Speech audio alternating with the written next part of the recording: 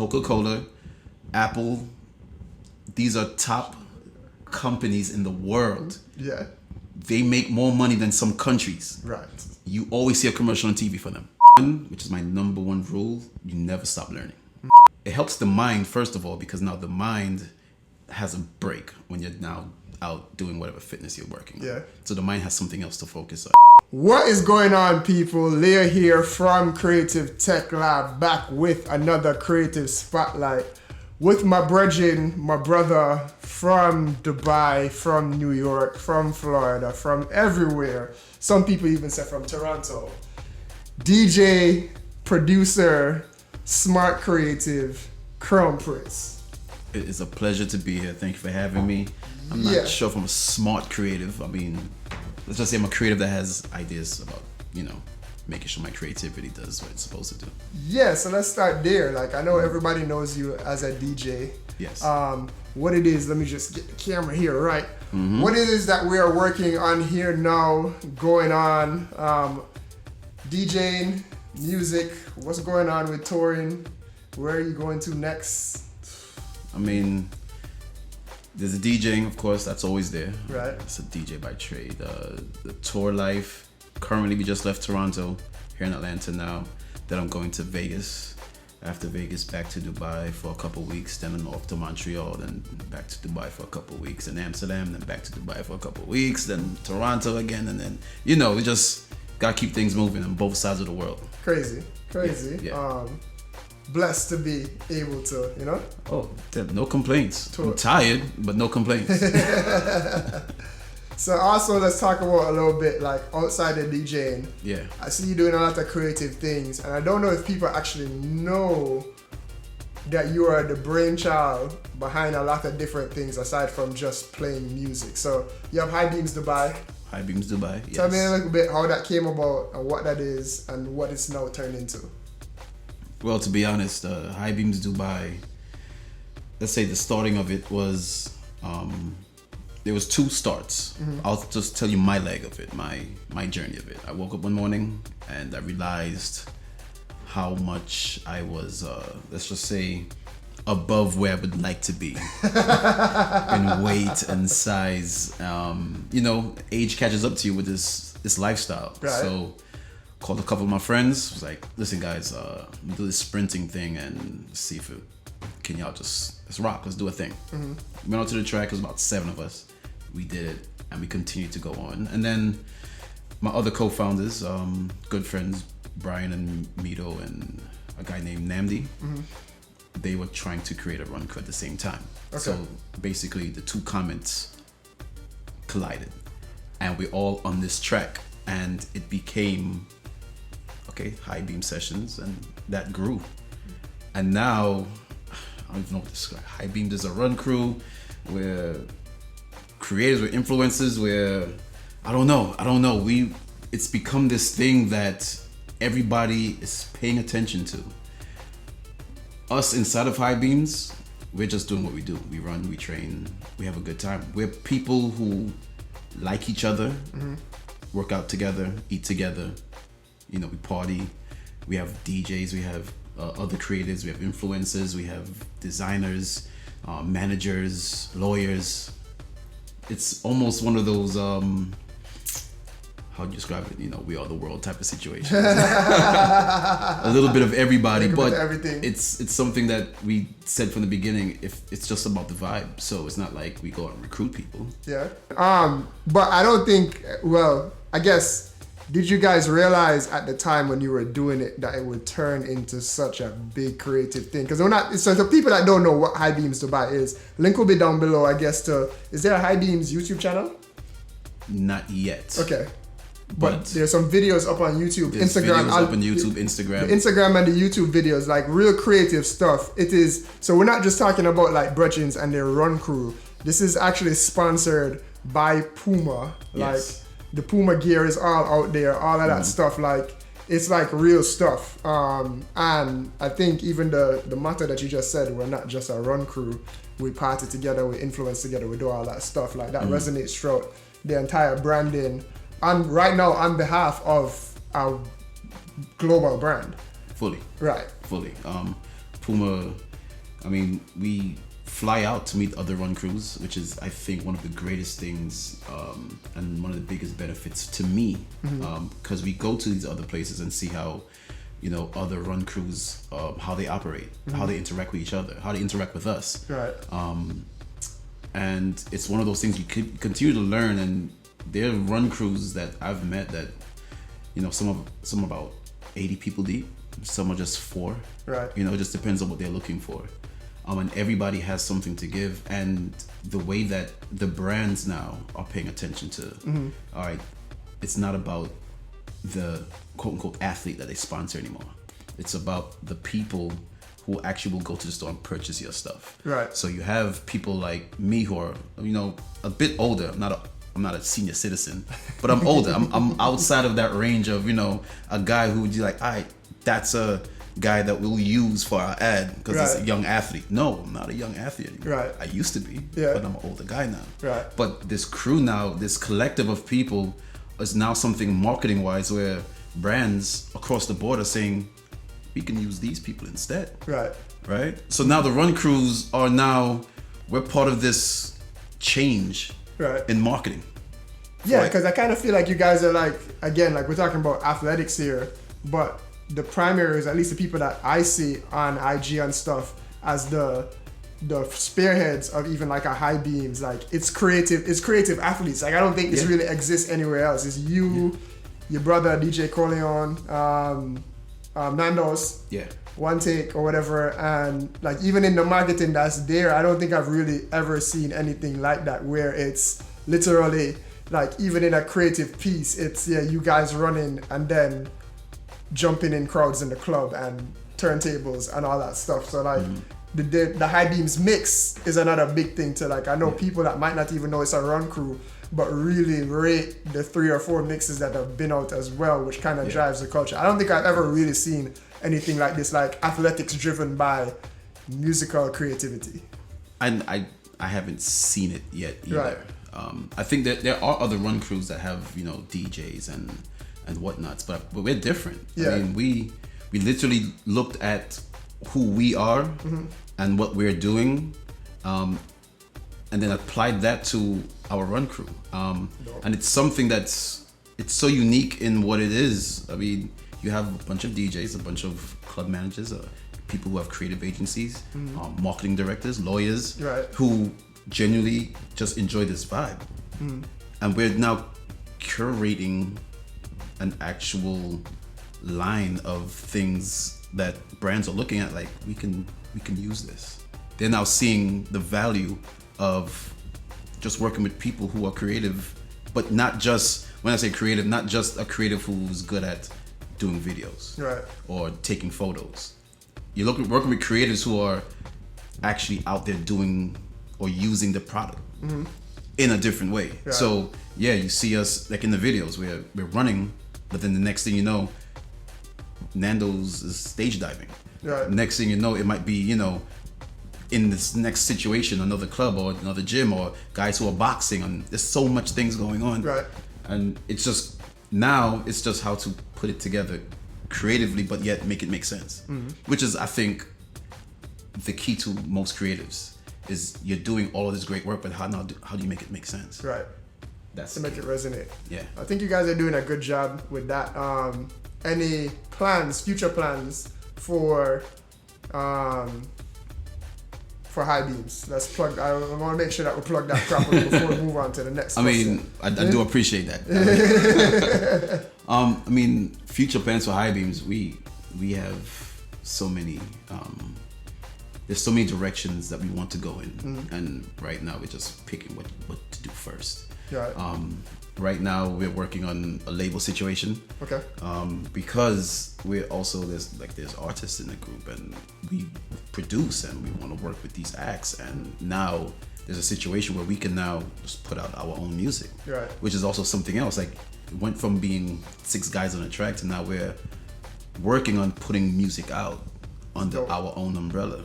So now there's another element to it that, we're doing this. Now we also want to do, trying to work on a high beams run, where it's 10K, a half marathon, whatever it is in the city. And there's that, which is now something else that can bring the community together. You do a run, you do a party, you do a barbecue, whatever. Right. Everything ties in. Dope. So yeah, I mean, there's a million other things that we're working on as well, media-wise. Right. Just to keep the content fresh and funny and informative. So, I mean, the sky's the limit. Dope. So you guys look out for that. I'm looking out for it for sure. And I think it will be a really, really good look. Let's talk a little bit how, because we talked about, you said the reason why High Beams came about was fitness and nutrition reasons. Yeah. I've seen a big change in you since then, like eating habits, running, working out. Every time even if I've met you in another city, we've still gone to work out or run or do something. So it's become a discipline. How's that helped you as a creative, as a DJ, doing other things? Because a lot of people always talk about once it is that you get your physical fitness in line, how it helps everything else. But how does that help you creatively? Or how do you think it's helped you creatively?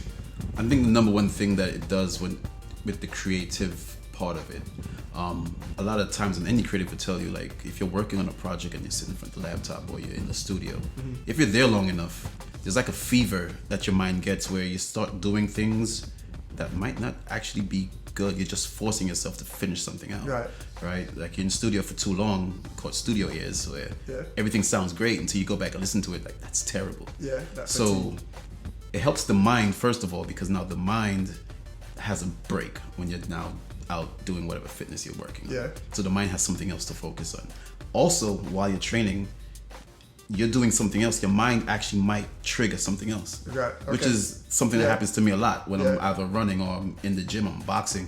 As soon as you're finished, there's like wait, I can do this. Let me write this down real quick before I leave. So that happens. Also, with your fitness level being what it is, you naturally will sleep. So once you get your rest in, now your mind is fresh. Once your mind is fresh, anything can happen. Anything can happen. So I think that's the most important part to it. You're now forcing your body to, not forcing your body, but your body now is going to regulate itself to get rest. Because you've trained, you've done this, you're gonna have to sleep. When you wake up, it's fresh. Once the mind is tired, everything is tired. So I think that's the key to it right now. The brain is just, it's firing, actually to me, better than ever. Dope. And we say that, by the way, shout out Dupes. We say Dupes went through a big transformation as well. Fully. Changed eating habits, started working on all that stuff. I know a lot of our friends, our other DJ friends and stuff, everybody's being a lot more mindful of it. And we see it a lot of other places, but it's good to get the behind the scenes from somebody that can actually speak to it, to say like, yo, this actually fuels my actual work. I tell people that all the time, like my day is way better after I go for my workout. And get blood flowing, and then I can actually get into my work and all that stuff. So super dope on that. I have to ask a question. So I think you're at a point now, you're many years in the game. You're at a point now that I think most young people would look up to you. Even though we talk about getting to other heights, most young people still look up to you to say, yo, I'd love to be there. I'd love to have a brand sponsorship. I'd love to be touring everywhere. What advice do you give to young and up and coming DJs coming up? I mean, the biggest advice I give them, and it's two things. One, which is my number one rule, you never stop learning. Because no matter, as you said, no matter where you are, you always see further down the line. So like, I look at myself, my position, I feel like I couldn't be much further than where I am. But I'm still learning, right? There's a discipline to that as well. You always have to learn. You have to be mindful. So when you go as a DJ, you go to the club and the other DJ, let's just say he's not your cup of tea. He's not, or she's not playing the way that you would play. But you can still learn something from that DJ. For sure. You're always learning something. Same principle applies when you listen to one of your favorite DJs. You've learned something. So always be a student of the game. Music is always coming out. There's always old music you've never heard before. Learn something every time you approach your craft, and the sky's the limit for that. Number two is patience. Play your position. If you're booked to open a party, play that position the best you can. That is rule number one. Please. If somebody gives you a chance, don't blow it by saying, I'm going to come and I'm going to beat out all the top records. So when the established DJ or the main line DJ comes back on, he now has to either replay all the records or he has to go completely left when the party's not built for that. Right. Mind you, just know your place when it comes to DJing a party.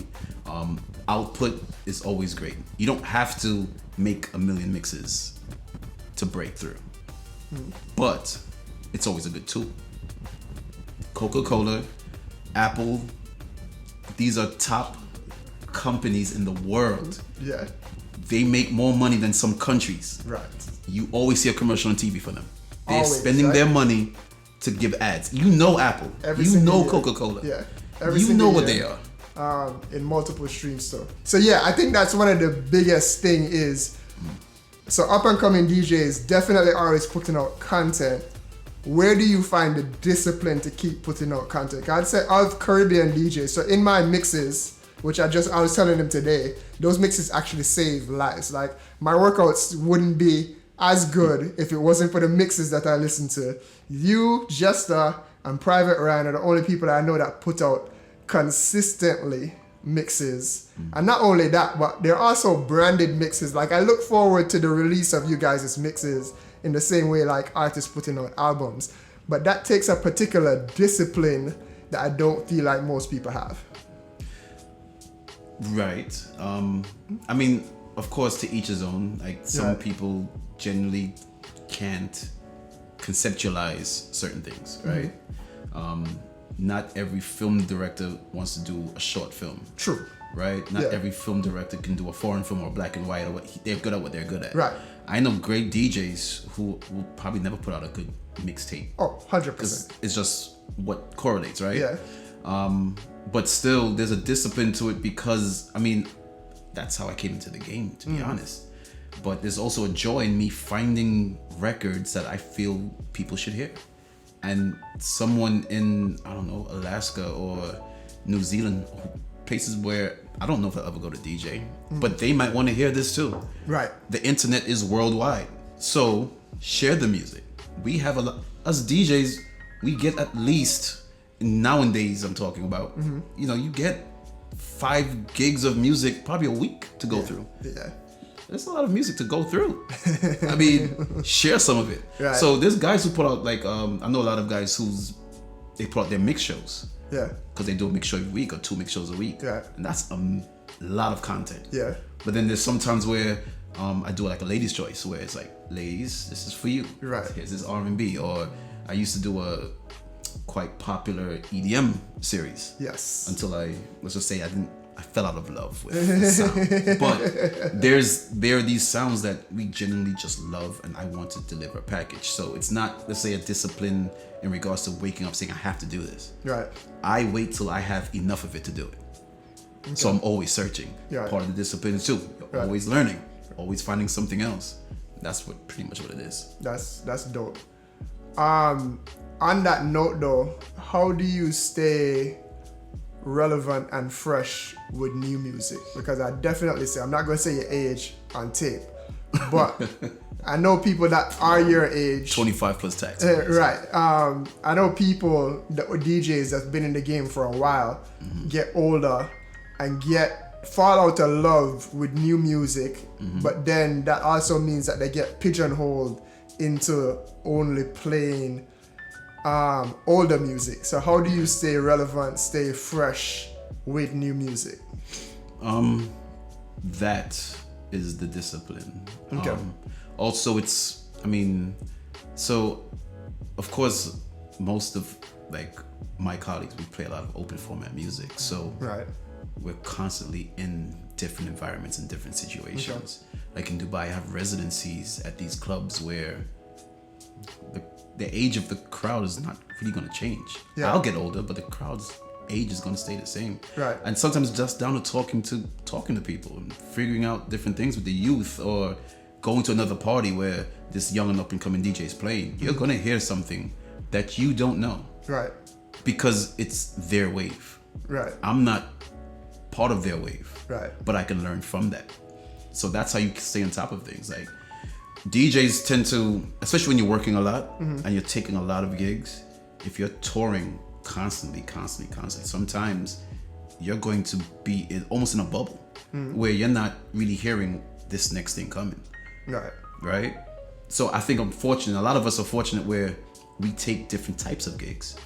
So as you have to stay fresh. So you're not just in one genre, you're always in different genres. You're moving so you can through. tell what the next thing is. So you have to, like, now it's a point where it's your job to stay on top of things. Right.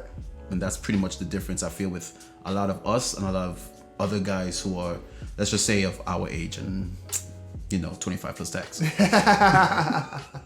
That actually makes a lot of sense. 'Cause I know you've been ahead of the curve on a lot of different waves. Like you saw the EDM wave coming before it happened. You saw Afrobeat coming before it happened. You've seen a lot of those things as far as the net up and coming. I've never really. I know that you play what we call open format Caribbean music. I never really thought it was just because you always take gigs in multiple different formats to why it stays current. So I guess that's another lesson to know, like whatever your creative craft is, like try and get influences from multiple different sources.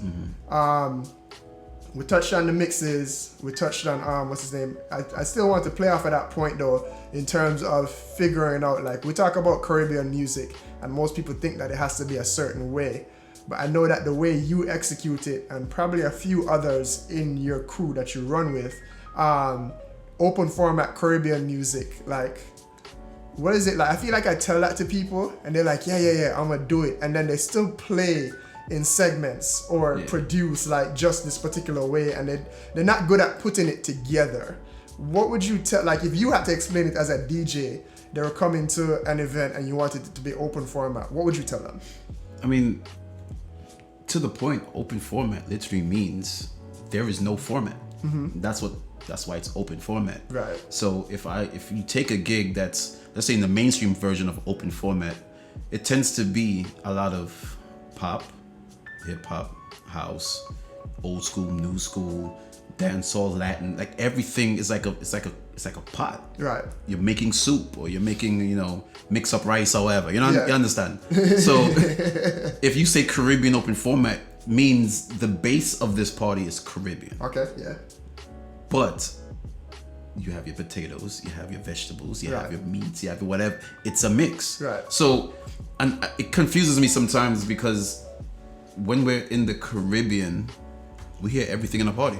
Right. So I don't understand why when we're outside of the Caribbean, people don't understand the term Caribbean open format. Just play a party. But for some guys, in their defense, some people just love playing this. Right. So it's not for everybody because they just might not genuinely love everything else. True. Yeah.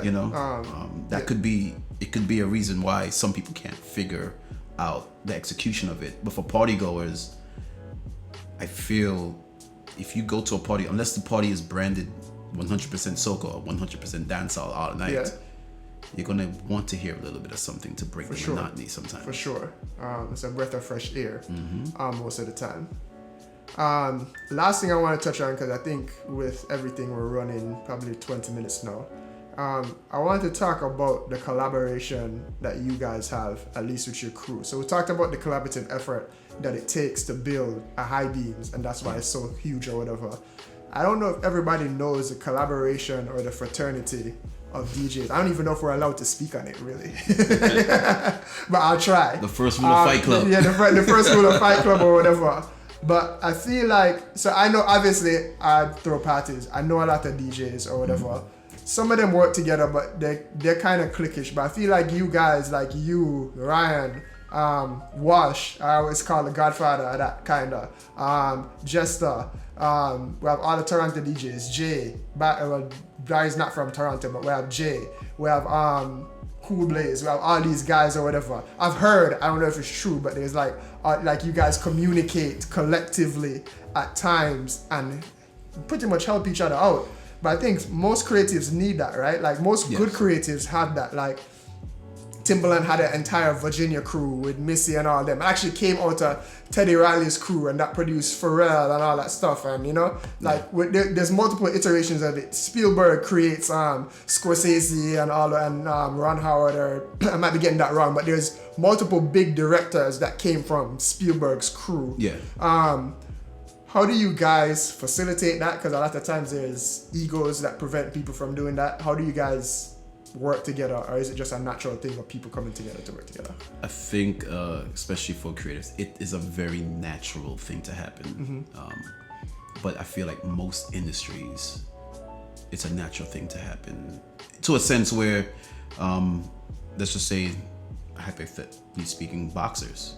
I know a lot of boxers who hang out with boxers sometimes, and they'll have conversations about technique or fights, and they'll give a little input on how to improve your jab or a defensive move or whatever the case is. Same thing with music. I mean, musicians, it's a collaborative thing. I mean, the wickedest guitar player will have a conversation with a few others. For sure, but right? you guys, this thing is a little bit different though, right? It's different, but it's still... I see DJs come on and like, yo, there's still an ego of, like, to give you an example, there's still an ego of like, yo, my thing, I'm going to be the person on this party. When you guys come together all on one party, it's like, all right, cool, we're just going to play together. It's like, yeah, it's whatever, who plays. Yeah. But that's... Where does that come from? That's just down to a vibe and a personality thing. Okay. And I will say this, especially for the DJs who came through having to deal with the soca bias. And when I say that, there's a lot of us who, in the early days, well, all the Caribbean people will know. I think the young people won't know this, but back in the day, you playing at a party, you played more than 4 soca records.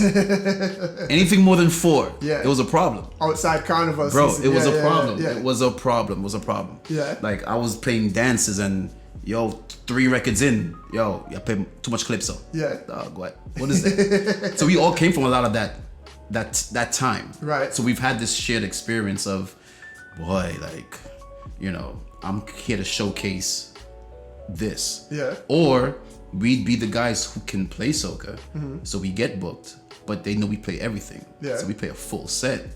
But then when it's time to pay out, you get less money, because to them they're like, nah, soca DJs get paid this. Yeah. I'm like, but bro, you just had me DJing for an hour. What's going on? Yeah. So there's a lot of shared struggles. Okay. Right. So it's the underdog, pretty much everybody coming up, and everybody realizing what it was before.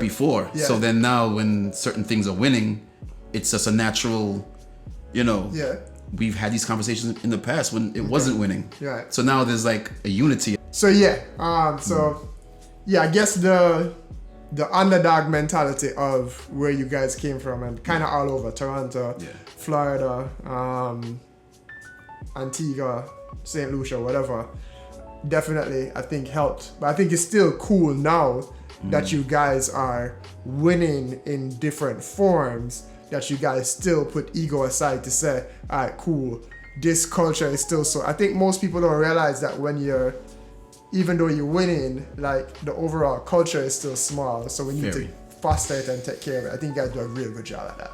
Yeah, and it's one thing that a lot of people have blinders on when they're like, oh man, like, let's just say soca music or even dancehall to a degree, like, yo, we are big and with this and with that. I'm like, but I wouldn't know. We're not big on a global scale. Right. We make a lot of noise. Anything from our region, we make a lot of noise, which is great, but there is no soca category in iTunes. That's how you know our numbers really aren't there yet. So it's still a case to bring it to the globe, and bring it to the world. And we are like-minded individuals that really want to push this agenda of showcasing our culture to the globe. All right, super dope. All right, I don't want it to run too long. There will be other interviews with Crown Prince, other series, I ain't whatever. got nothing to talk about. It's a quick sprint. We could talk for hours, really. We could make this thing. But maybe eventually I'll get into doing podcasts. You know what I'm saying? Yo, I'm down for a podcast. Yeah. I just don't live here though, so it's kind of difficult. Yeah, I mean, we'll set up microphones and we have the internet. We'll make it work. But anything else to plug? We know High Beams. We know Super Soca, multiple we have here in Atlanta. By the time you say this Super Soca, we're already passed with thousands of people. Look out for the recap video. Super Soca Toronto, Soca Afro. Again, blending together cultures. Soca Afro is another mix turned into an event. When is the next one going to be? It's going to be Caravana Saturday, so yeah. Caravana Saturday, look for that. This will come out before then, obviously. So look for that.